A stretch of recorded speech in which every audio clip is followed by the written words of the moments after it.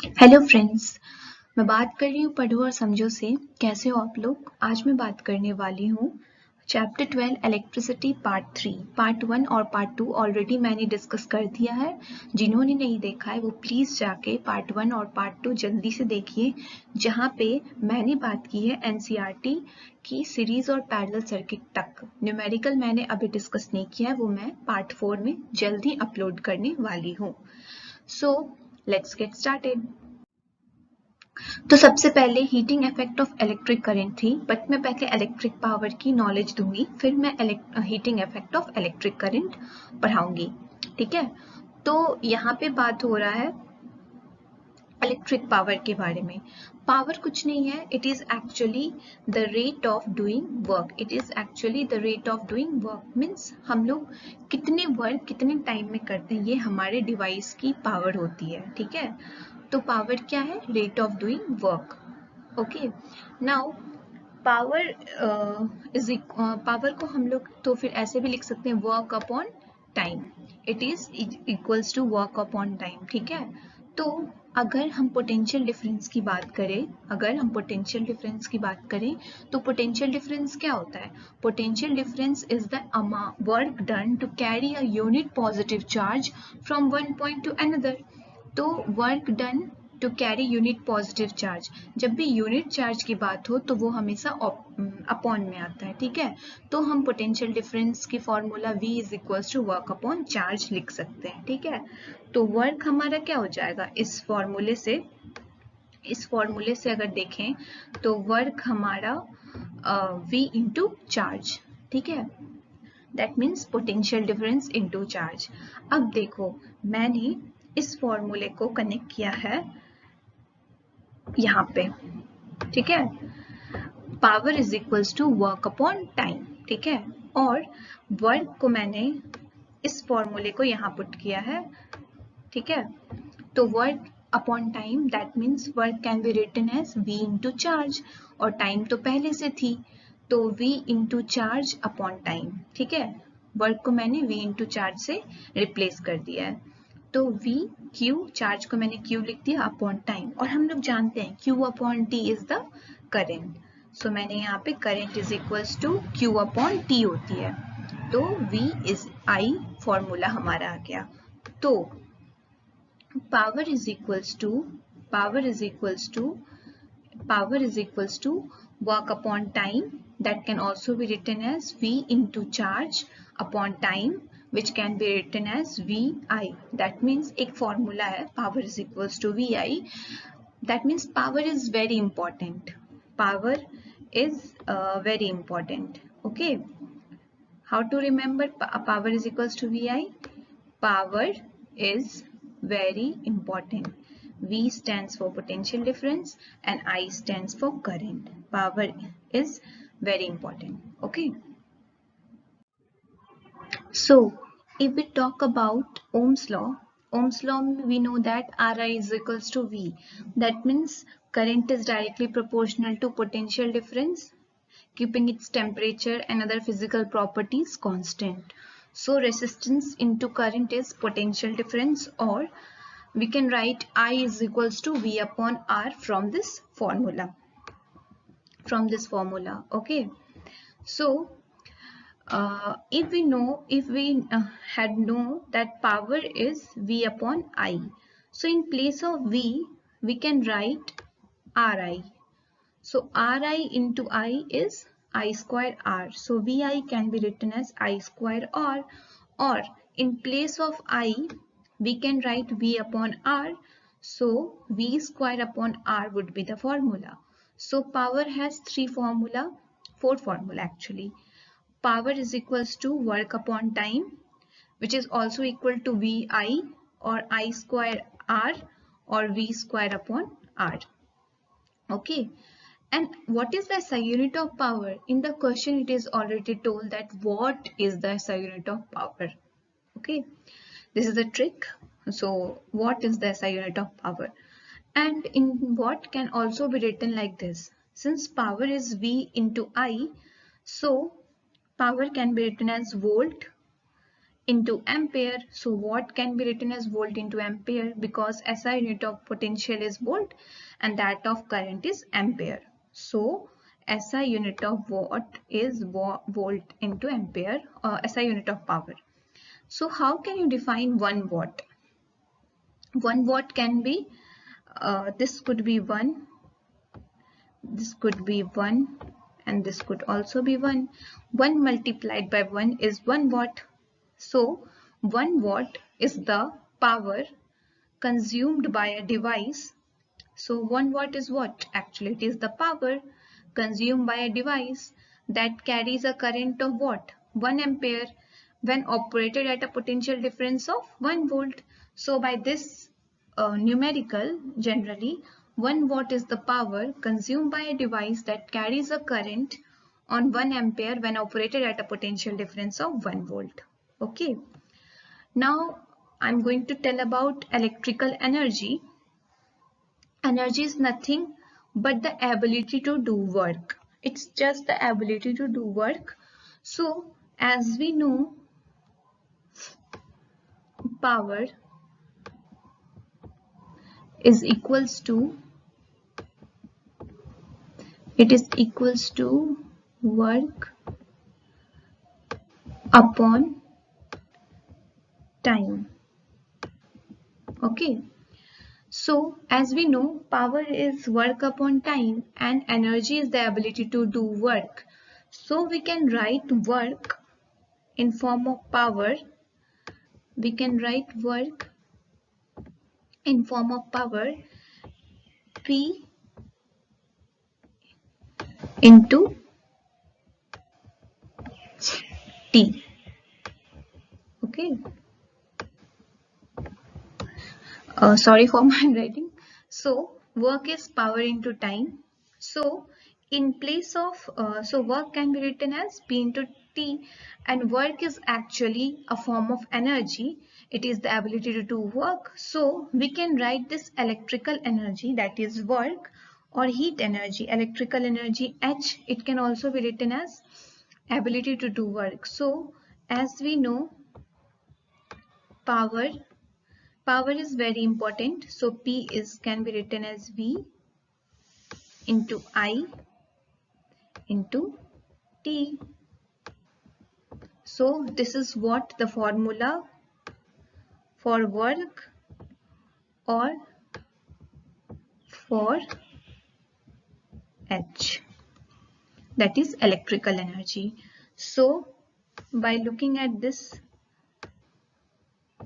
line, electrical energy is V into I into T, that is power into time. I had discussed the derivation. Now, so electrical energy is Vi into T, power into time.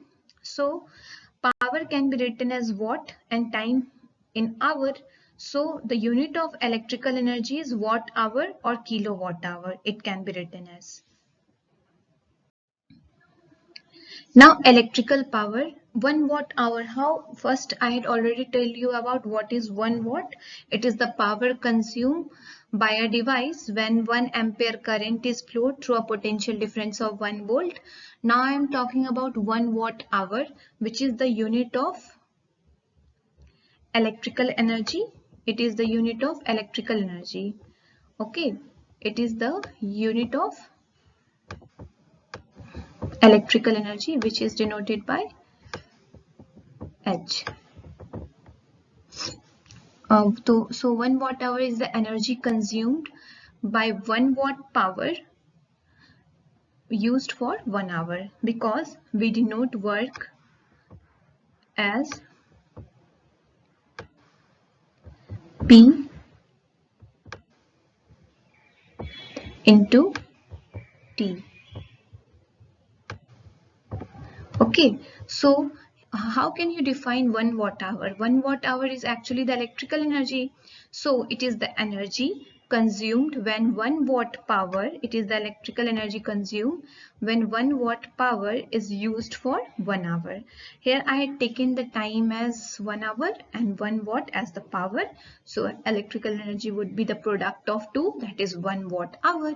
So commercial unit means that we used for daily purpose is the kilowatt hour. So I would like to express 1 kilowatt hour in form of watt, second and joule.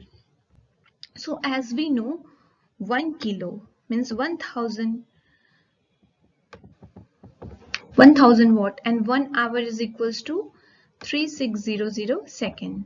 Okay, so 1 kilo, I take the another color. So 1 kilo can be written as 1000 watt into 1 kilowatt can be written as 1000 watt, and this hour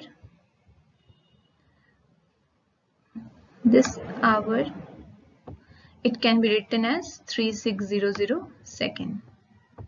So if we multiply these two by denominator as well as numerator by 10 की power 6, we would get 3.6 into 10 की power 6 watt second, which is also equal to 3.6 into 10 की power 6 joule, because watt second is the unit of electrical energy and energy की unit final में SI unit में क्या होती है, joule होती है.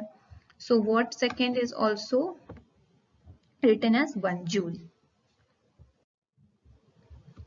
Now heating effect of electric current.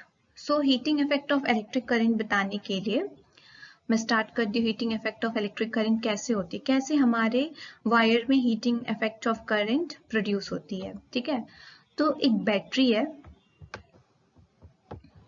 This is a battery. ठीक है, ये इसकी पॉजिटिव टर्मिनल है डिनोटेड बाय प्लस, और ये इसकी नेगेटिव टर्मिनल है. So battery as a source of electrical energy means ये इलेक्ट्रिकल एनर्जी प्रोवाइड करता है. इलेक्ट्रिसिटी जो इसकी केमिकल एनर्जी होती है उसको कन्वर्ट कर देता है इलेक्ट्रिकल एनर्जी में. तो यहाँ पे क्या होता है, इस बैटरी के बीच में केमिकल रिएक्शंस होते हैं. क्या होते हैं, केमिकल रिएक्शन. मैं RX से डिनोट कर रही हूँ.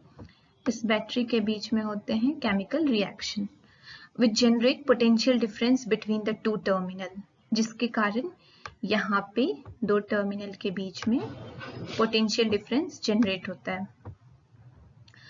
अब क्या होता है, जैसे ही पोटेंशियल डिफरेंस जनरेट होगा मीन्स ऐसे, ये पॉजिटिव टर्मिनल है, ये नेगेटिव टर्मिनल है. मैं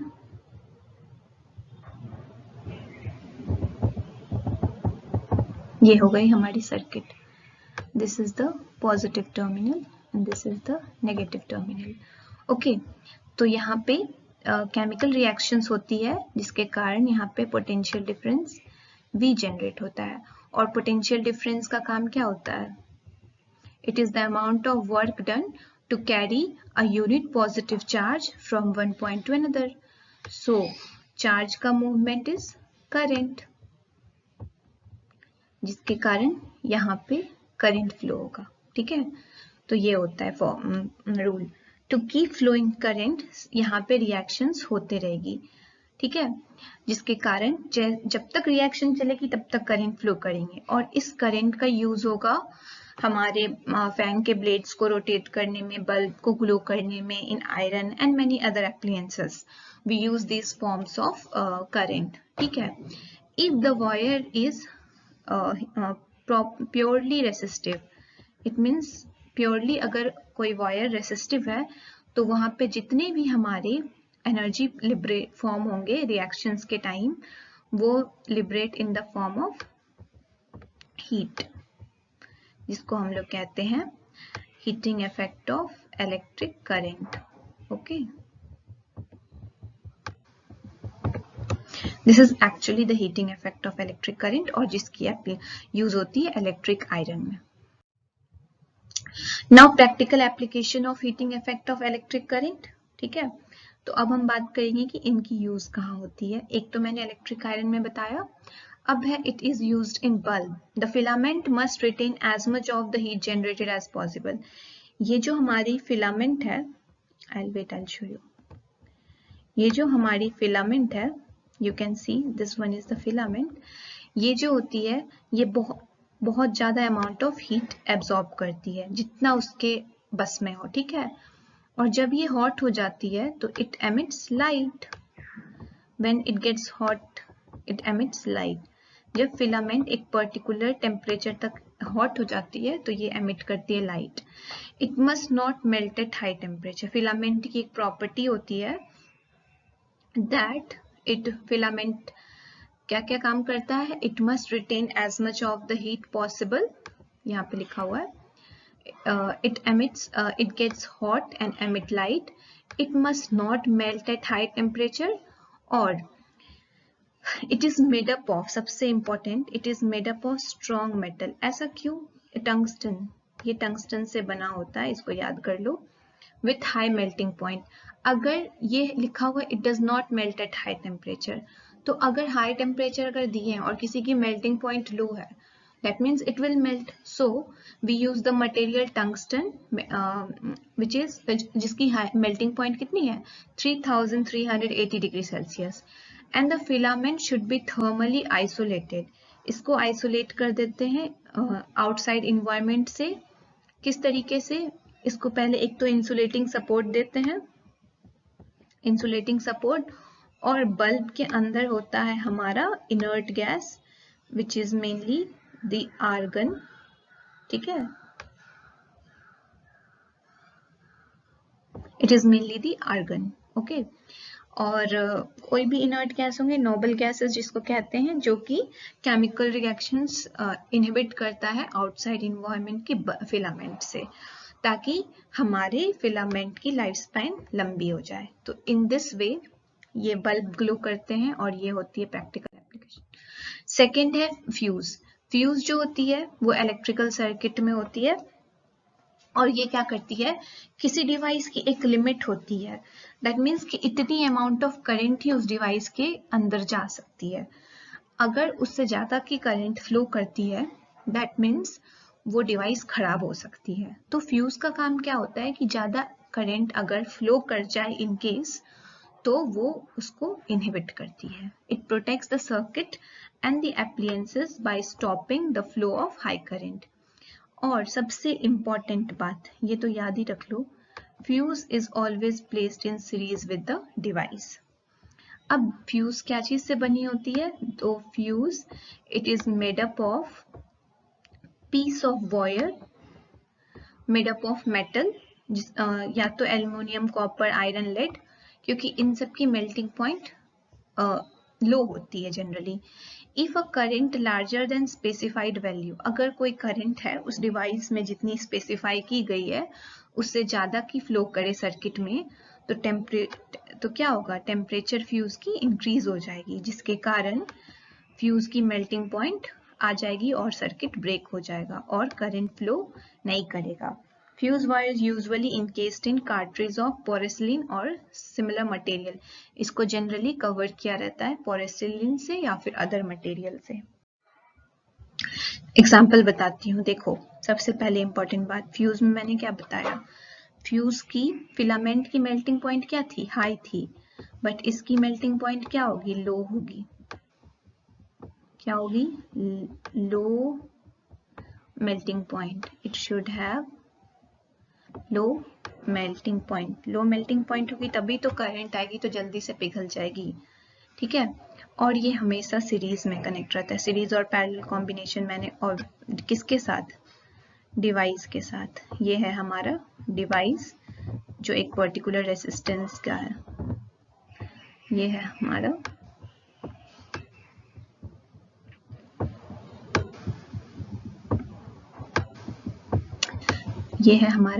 डिवाइस। ओके, डिवाइस है, तो ये हमेशा फ्यूज जो होता है वो सीरीज में कनेक्ट होता है। दो प्रॉपर्टी बता दी, लो मेल्टिंग पॉइंट होगी और ये हमेशा डिवाइस के साथ सीरीज में कनेक्ट रहता है, और made up of aluminium, copper, aluminium, copper, इन सब चीजों से बना रहता है। ठीक है, तो जैसे ही एक पर्टिकुलर करंट से ज्यादा कि अगर करंट फ्लो करती है यहाँ से डिवाइस के पास, ये हो गया हमारा करंट, अगर ये ज़्यादा होगी, एरो बता रही हूँ इंक्रीज, तो यहाँ से सर्किट टूट जाएगी। It will break from here, I will show you it. यहाँ से वो सर्किट टूट जाएगी और करंट फ्लो नहीं करेगा। Now current will not flow. तो ये होती है मैकेनिज्म, ताकि हमारा डिवाइस, मान लो ये डिवाइस फ्रिज ही हो और उसकी मेल्टिंग पॉइंट, उसकी मान लो करंट उसे प्रोवाइड करनी है 80 और हम दे रहे हैं 1000, तो ये फ्यूज खराब हो जाए ये ज़्यादा अच्छा है, ना कि ये डिवाइस खराब हो जाए। तो इसलिए ये टूट जाती है यहाँ से सर्किट, ताकि करंट ही फ्लो ना कर पाए। जैसे कि यहाँ देखो 1 किलोवाट इलेक्ट्रिक पावर है when operated at 220 वोल्ट, किसी भी डिवाइस की इतनी पावर वो कंज्यूम कर सकता है 1 किलोवाट आवर, इतने वोल्ट पे, 220 वोल्ट पे। तो करंट कितना होगा, 4.54 एम्पेयर की करंट जा सकती है, उससे पास हो सकती है। तो हम फ्यूज कितने का लगाएंगे, उससे थोड़ा सा ज्यादा का, ठीक है। अब मान लो कि 6 एम्पेयर की करंट फ्लो कर गई, 6 एम्पेयर की करंट फ्लो करेगी, तो करंट यहाँ से 6 एम्पेयर की गई, तो ये फ्यूज मेल्ट हो जाएगा और सर्किट ब्रेक हो जाएगा, और इस तरीके से हमारा डिवाइस खराब होने से बच जाएगा। Thanks for watching, please subscribe to my channel. अगर आपको मेरा वीडियो अच्छा लगा तो just hit this subscribe button. Thank you so much.